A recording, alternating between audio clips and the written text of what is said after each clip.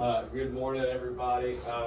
Last week got one of these. If you have not been employed here in the past and you've never seen us before, you're going to want to get the tax documents to me this week. So if you're Brandon, Tyler, Kate, I want to get your copies of your IDs. The sooner the better. That way I can get y'all on payroll. And then if our accountant has any more questions, we really want to get this done by the end of the week. And then once you sign this and bring it back to me, I'll put your name on it. So make sure you give me this week. And any questions you have, you can text me, call me, or come up to me and we can talk about it directly. And if you remember, I said we went over this last Friday. We'd be doing the same thing today. So if I'm Miss Johnson and I'm coming out to stop you from mowing my yard, what's a couple good ways you're going to convince her why we need to service her property? Anyone want to speak up this morning? What up? Yep. What do you? Well, I see it's almost mowing season, Connor. What are you going to do to my grass or my yard that's going to get it ready, more ready than it is right now? Yep. Mow some dead off. What are the accessory tools to mowing that we're going around the edges of the property with? Edger, yeah. Tell her, hey, your edge, this hasn't been touched in months. We're going to get a nice deep edge on it. We're going to edge your flower beds, any crack weeds. And let me mention this. If I have right here, lowering the height, cutting the dead off. If you go to a yard and you're on less than a 2 setting on the mower, I probably wouldn't go any lower than that. So cutting the dead and lowering the height is for thick yards. If it's low grass, we need to mow over it, bag it. If you have a riding mower with a bagger, push mower does have a bagger. So suck up the grass, put some clean edges on it. And secondly, if they have bed weeding, that's more leverage to stay on the property. We can use the lack of growth in the yard to your advantage. We can tell the client, hey, I see you have bed weeding. Yes, the yard doesn't really need a cut, but I'm going to cut off some dead, put some fresh edges on the concrete, on the flower beds, and I'm going to get your beds ready so that way all spring and summer this year, they're looking really good. So use March and the lack of grass growing to get the yard ready for when it does start growing. You're going to want to get all the weeds bigger than your hand pulled, weeds smaller than your hand knocked down, sprayed, and killed off. Get all the edges dialed in so that way when weeds and grass are growing simultaneously, you have all of the skeleton of the yard in good shape and you're just doing routine maintenance. So use the lack of growth to get everything ready, and we're going to also use that to tell Ms. Johnson why we're going to stay on her property. Don't forget, if you are the passenger, let's have you help the driver. Be looking at the next yard on the list, be reading notes. Go ahead and identify, do we have to push mow this yard, front and back? Are there any areas of her yard that we need to be aware of? And things she does or does not like. So don't just sit there on your favorite app. Please assist the driver. The driver's getting you to the job. Your job is to make sure y'all are ready for the service in and of itself. I'd say get in the habit of matching the address, the street number to the address as well. Yeah, that is a really good one. Because it does happen. Sometimes GPS will take you to a house in the neighborhood. They all look the same anyways, and you mow it, and you look at the house number, and you're like, oh man. Or Jeremy gets a email and says, hey, you didn't mow this yard. And you're like, oh, I guess I didn't. Yeah, that's a common one. Hey, I got an invoice, but no one mowed my yard today. I come talk to you, and you probably realize, you realize or you don't, that you cut the wrong yard. And I do normally ask for photos from the client and do some sort of questioning before we just go back. But most of the time, they're right on that. We just gotta mow the correct yard. So thanks for adding that, Brian. We're on P for P. So ways to maximize it are bring any drinks, lunch to work. You're also going to save some money by that. Circle K is out there looking to price gouge you and take some of your hard-earned money away. Also, we had some crews get in the habit of this last year, hitting the gas station in the afternoon. You could say it's going to take the same amount of time, morning or afternoon, yes, but you're building momentum. You're getting out the door and getting on a property before 8 a.m., and that's going to add momentum to your day. Who brought their lunch today? Raise a hand. All right, looks like we're over 50%, so that's awesome. Yep. I don't bring mine to necessarily be more efficient, but to save money. Already had rice, already had broccoli. I spent $20 on meat. I got 5 days worth of meals, so not too bad there. Don't forget, this is our 9 months to get after it. If you waste 30 minutes a day over 9 months, I know you're losing at least $3,000. May have been closer to 5. I'm gonna say 3 to be safe because I can't remember exactly. And always, Jordan is one of our main project guys here. That's Jordan. He's already watched this video and asked me questions about the job he's doing today. And if you're doing mowing, bed weeding, and shrub maintenance, scan the list the night before. You may catch a property. Once you get used to doing our yards, properties where you may want 2 mowers, 2 blowers, or what have you.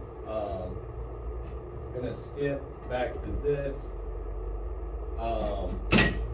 Block this out, April over here. This is what we're doing for the month of March. So Elroy, Kay, and Brandon, you're gonna be in P9. Dylan, you're in P8. Bailey and Matt, P7. Connor, you're in P6. Chris, you're just with Tyler. Jaden's not here yet. I don't know what I was thinking with that. And Drew, you're in P4. Mowing do's and don'ts. We put this together last March. So do use the edger on your concrete surfaces, not the line trimmer. Let's see if I can't pull this off. You grab those 3 right now, Bailey, and set them on that table. Appreciate it. All right, and this was actually put together by some of the guys standing in this very room last year. Do use the edger on your concrete, not the line trimmer. It's more consistent. Whenever you're mowing, you start with the deck higher. We can always go lower. We can't put the grass back once we start super low. Termite bake stations, it's smart to swerve around them because the mower blade spins, it sucks up, and it will suck the lid right off of that thing.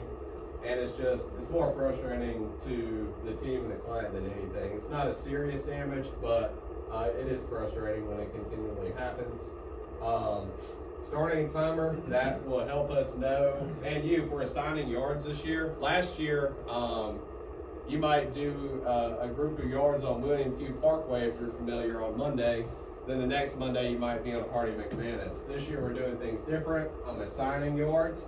So running your timer and knowing if that property is not able to be done in the time you have is valuable for you to let me know, so that way that customer can give us more money. When you're edging, look for sprinklers along the driveway. That's a very easy damage to avoid. The drip zone of a plant, of a shrub, is if the branches or limbs are out, anything underneath those branches. So weeds that are around or in the drip zone or larger than your hand, we want to pull. Gotta read your job notes. Gotta know what the customer does expect, doesn't like, or things that'll just save you time while on a property. Any debris on the turf or hard surfaces, we need to get it up. We can either rake it, throw it in the bag, blow it on the yard, and use the mower to suck it up or mulch it up. Also, the team last year suggested bringing your own lunch and walking and checking a property before or after. Sometimes you can catch a part of the gate that's broke, the fence, gate, whatever. Send me a photo. That way you're telling me, hey, when I got here, this was already broken. This has nothing to do with me. New guys, I don't expect y'all to remember all of this. The guys you're working with have been through this last year, and they know a lot of these policies, and they'll be teaching you along the way. Some don'ts: turning the mower on concrete. You definitely don't want to do that in the morning or after it's rained. The tires themselves on a mower will stay in the concrete. When they have grass on them, it's even worse. If the grass gets caked and stick to the concrete, and then it makes it a pain in the ass to blow. So you're going to want to keep the mower off concrete as much as possible. I would save edging after you mow, because you can edge and then run the mower, and it's going to push all that dirt right back in the edge that you just edged. Don't hide damages. They will come out, and being upfront and honest about them is much more important than the loss of money or anything else that may come with hiding a damage. So just let me know about them, and I never yell. I'm not going to cuss at you. We're just going to go about solving the problem, not emphasizing the damage case itself. Don't spray herbicide along the fence line at all, ever. Don't do that one. You can kill someone's grass. It is someone's property, and just because it will make your weed eating easy, but we don't want to kill people's grass for the sake of it. Bed edging. We may have yards that have an edge along a concrete, metal, or block border. You don't have to edge it. If there is an edge on one of those, let it grow back in. The reason that edging is there, or that border is there, so you can weed eat up against it. So any artificial edging, metal, block, concrete, you do not have to edge. You can let it grow back in, and you can just weed eat up against it. That's what it's there for. Don't leave your team on the property by themselves. Y'all can help me with that. I don't know. Oh, that's blowing, right? If one guy's out working, have some respect for them, and don't be sitting in the truck on your phone. You can either, if everything's done, and say I'm the driver, Jordan's my passenger, Jordan's spraying the yard, everything's already done. The driver could pull some weeds, have a blower on their back, have a weed eater in their hands.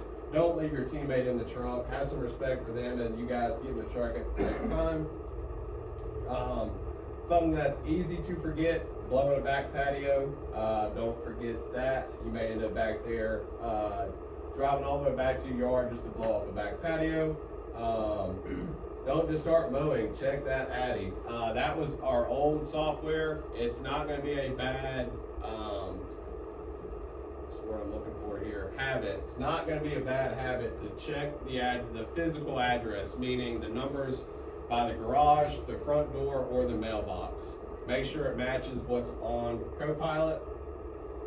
And any debris on the concrete, on the driveway, you don't want to, or around the curb, don't blow them in the street or the sewer. Blow them in a pile, or if you see a bunch of debris scattered around, blow it up on the grass before you do anything.